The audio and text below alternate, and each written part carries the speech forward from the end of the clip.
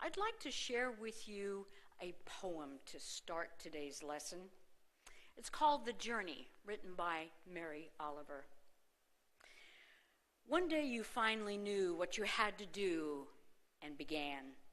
Though the voices around you kept shouting their bad advice, the whole house began to tremble and you felt the old tug at your ankles. Mend my life, each voice cried. But you didn't stop. You knew what you had to do, though the wind pried with its stiff fingers at the very foundations. Through their melancholy was terrible. It was already late enough and a wild night, and the road full of fallen branches and stones. But little by little, as you left their voices behind, the stars began to burn through the sheets of clouds, and there was a new voice, which you slowly recognized as your own, that kept you company as you strode deeper and deeper into the world, determined to do the only thing you could do, determined to save the only life you could save. Mary Oliver passed Thursday morning.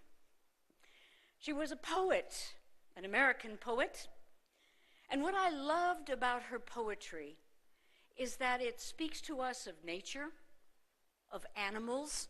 She doesn't have fancy words in her poems, meanings that are so esoteric you can't grab a hold of. Her images and her thoughts, very easy to understand, even though subtle and profound. What intrigued me about this particular poem, it was my introduction to Mary Oliver. I'd never heard of her before, and I had gone to a retreat, a 10-day workshop actually, up in the mountains of Pennsylvania, literally up in the mountains of Pennsylvania, called Kirkridge. It's near Bethlehem, Pennsylvania, where our travel friends from Pennsylvania hail from. And it was 10 days of being in seclusion with the gospel. And every morning, in silence, we would break the dawn with exercises welcoming in the energy of the new day and a poem. And that very first day, they introduced us to Mary Oliver and a journey. And I've always remembered that poem as such an important one in my own journey, because it speaks to me of how there's that voice within us, there's the voice within us all that gets so diluted sometimes and we don't hear it very sharply, and it cries out in the night, and it cries out in the wilderness, and it calls us up to some sort of greatness that's so nebulous we can't see it and we can't understand it, yet it rides underneath the surface. And interestingly enough to me, as I read that poem again, as I searched for it when I saw that Mary had passed, there were other poems of hers that are probably a little bit more famous than that one, but this one touches me. I thought, once again, we're invited to the Christmas story. You know, we keep talking about Christmas as just simplistically being about Jesus, but it is not just about Jesus. And even if you say, well, it's about the Christ within, it's our awakening to God life, yes, it is all those things. It is our realization of our divine nature. And we saw it when we talked about the movie The Miracle Worker. And we saw it when we talked about the movie Julie and Julia. And now here is a poem that invites us to listen.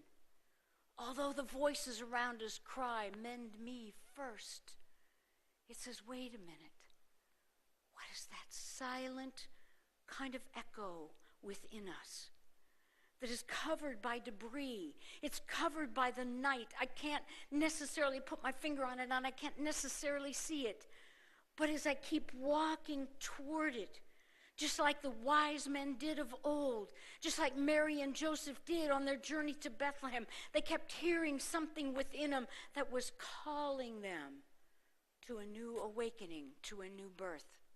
You know, I'm beginning to wonder that my definition of creativity is backwards. And here's what I mean by that. I often talk about creativity as the manifestation. In other words, the art, the music, the tax returns, the whatever it might be, that is a manifestation of my creative endeavor. But now I'm beginning to see that creativity is really the unique and authentic voice within each of us. That's creativity. That's what it means to be creative. It's not about the product. It's about the honoring and the owning and the awakening too that I have a unique and important voice and a place in the world, and I must speak my truth, as you all do, not just me. And that I'm called to be who I am uniquely, authentically, even when people and things pull me back. Even when I get lost in the darkness of my own confusion, even when so much gets littered across the path I cannot see but still within me. As we talked last Sunday, why is it that we experience tears when for no reason they well up within us? The commercials that we see, the songs that we hear, a movie that we watch, a book that we read, a piece of poetry, a piece of art. We stand there and we look at this beautiful painting or photograph, and suddenly something within us brings us to tears, and we go, gee, I wonder what that was all about. And I'll tell you what it was all about. There's a resonant field within us that recognizes that creative energy, that recognizes that unique calling of whoever did whatever it is that we are watching, attending, listening, enjoying, investigating.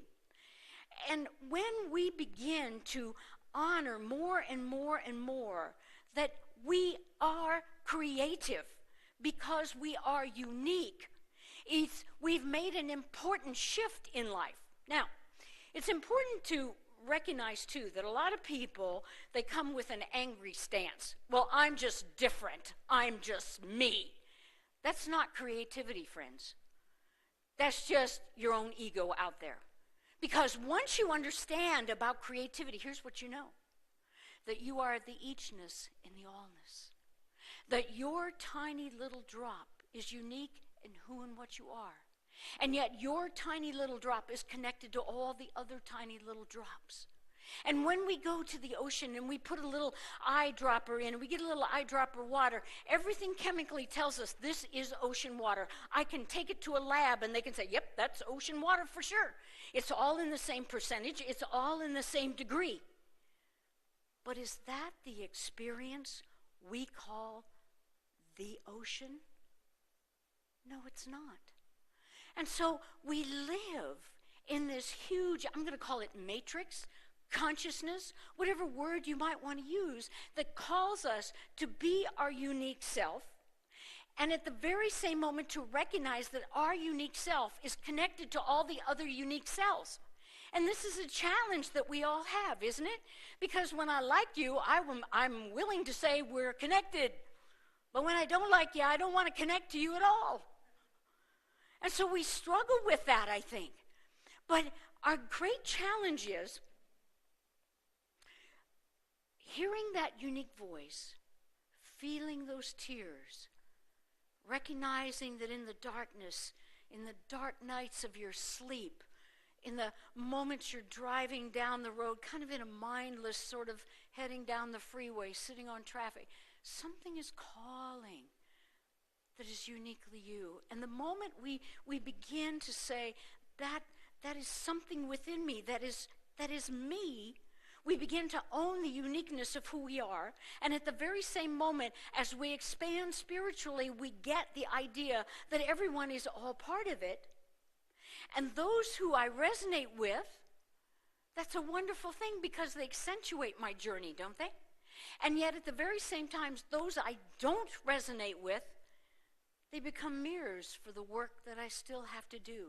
They're the edges of the places that I haven't quite gotten myself, my own healing, if you will.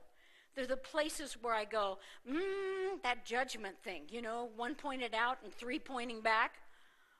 And I find that I can have a lot of those on occasion. And it keeps me from saying we are one, because it wants to say you're other, you're different, you're not part.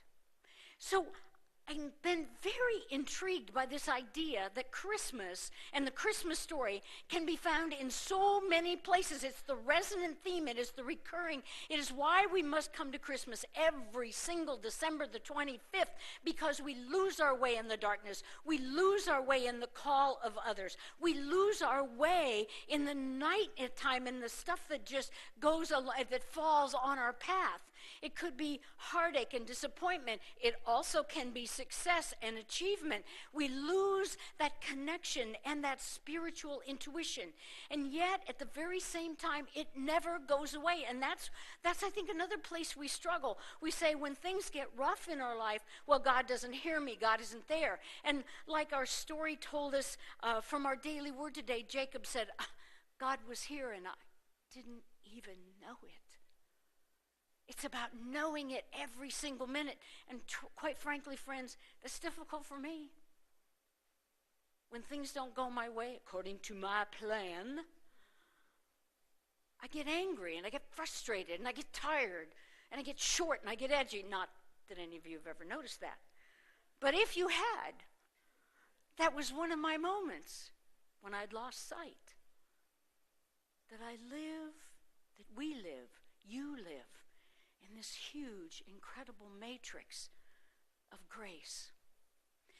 How is it that I can be so sure that we are always in this matrix of grace? How can I say, okay, so I read a poem and we've talked about some movies. What makes me so sure? Let's see if you've had some of these experiences, because sometimes our spiritual teachings, they can get us kind of heady, and we lose connection with how they actually work out in the world around us. So I happen to think about times when we have affinity with people. Now, who's ever had this experience? You meet someone for the first time, and you say, I don't know what it is about them that I really like, and then you find out you both have cats. Cat people are scary people. They like cats. I do not like cats, but that's all right. Cats don't like me. It's a mutually beneficial thing. But you know what? All of a sudden, you say, well, I must like you. I have a cat. You have a cat. We love each other. I have a plant. You have a plant. Have you ever grown orchids? Oh, my gosh. Have you ever seen orchid people? They're crazy. Or dog people or horse people or, plant people or redwood tree people. They know each other. They find each other in a room. How many times have you gone someplace, you met someone you have never met in your life, and suddenly you just know that you know them? Suddenly you just have an affinity. How is that? Why is that? And so maybe we have a shared thing that we enjoy, a shared hobby, a shared life, a shared whatever. But there's also people that, how those people, you just look at them and you start to laugh. You know what they're thinking? I had this board president many years ago, Jerry. I love Jerry. But we never got through a board meeting because I would just look at him and he'd look at me and we'd go, and we'd start to laugh.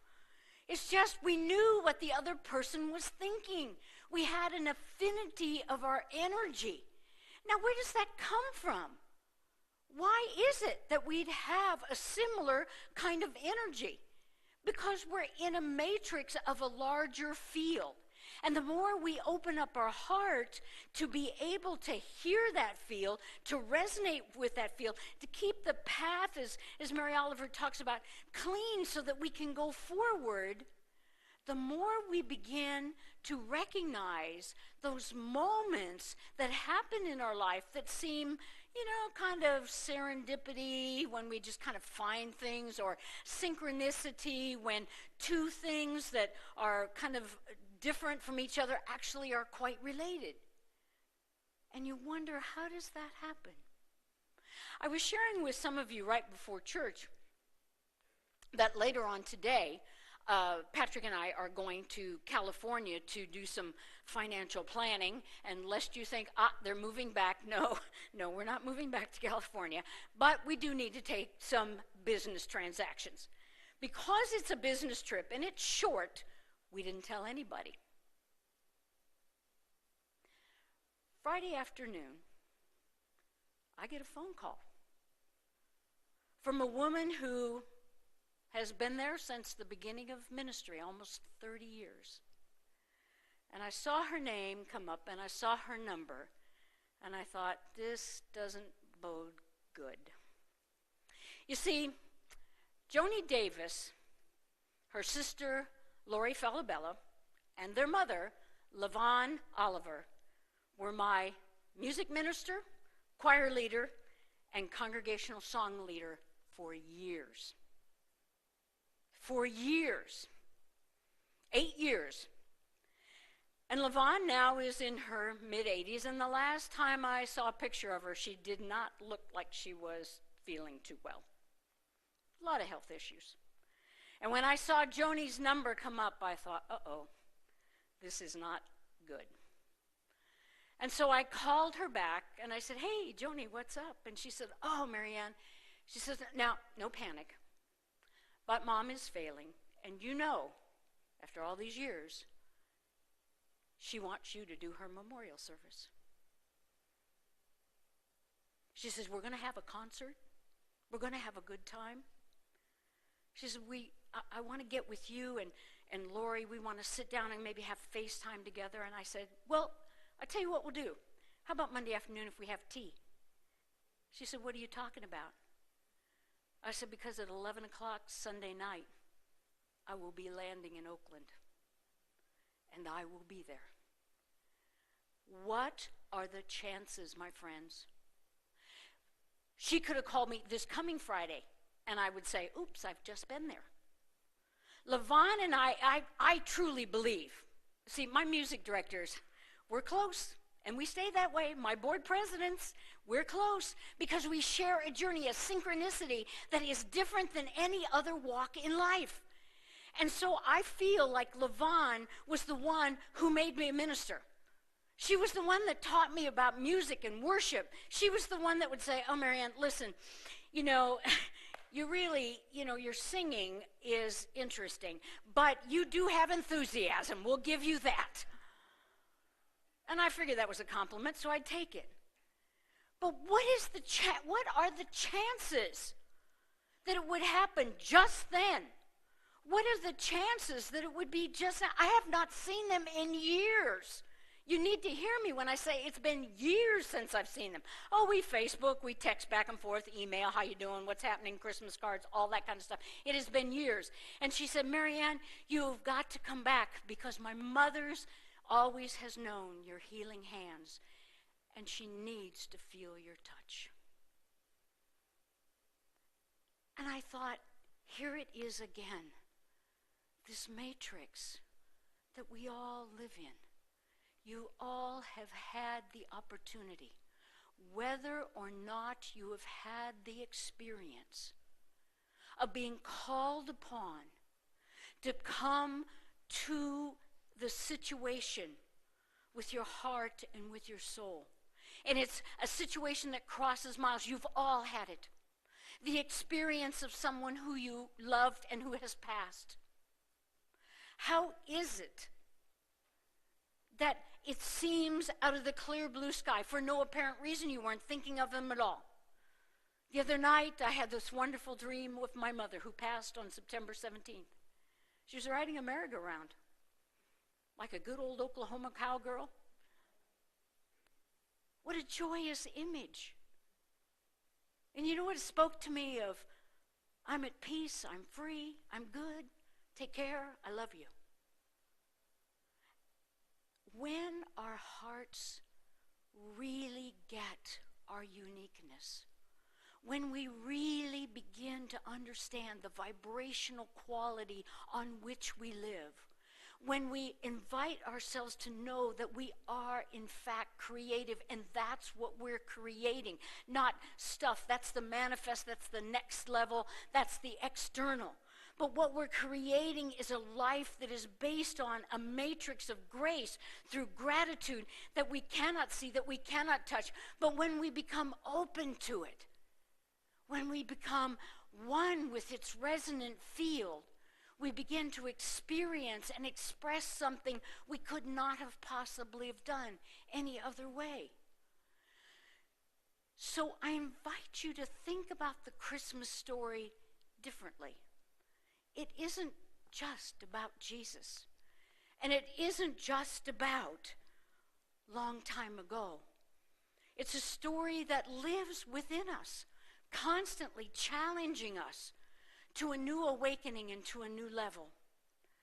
One of Mary Oliver's probably more famous poems, especially for the last line, is called The Summer Day. And she said, "Who made the world? Who made the swan and the black bear? Who made the grasshopper?" This grasshopper, I mean, the one who has flung herself out onto the grass, the one who is eating sugar out of my hand, who is moving her jaws back and forth instead of up and down, who is gazing around with enormous and complicated eyes. Now she lifts her pale forearms and thoroughly washes her face. Now she snaps her wing open and floats away. I don't know exactly what prayer is. I don't know how to pay attention, how to fall down into the grass, how to kneel down in the grass, how to be idle and blessed, how to stroll through the fields, which is what I've been doing all day. Tell me, what else should I have done? Doesn't everything die at last and too soon? Tell me, what is it that you plan to do with your one wild and precious life? What is it that you plan to do with your one wild and precious life? It isn't the manifest things that we're talking about.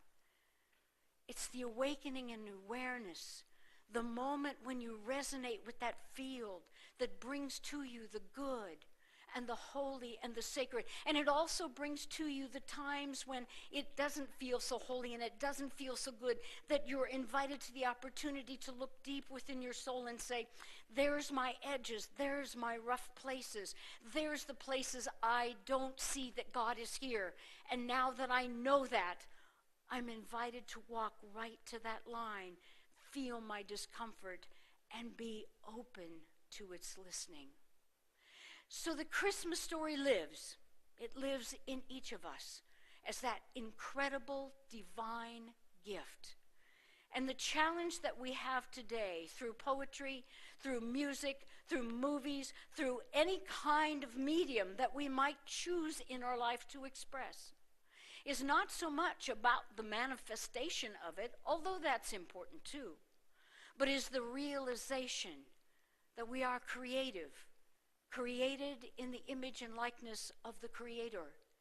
And by virtue of that fact, we are unique and individual, and at the very same time, ever connected in the great matrix of life.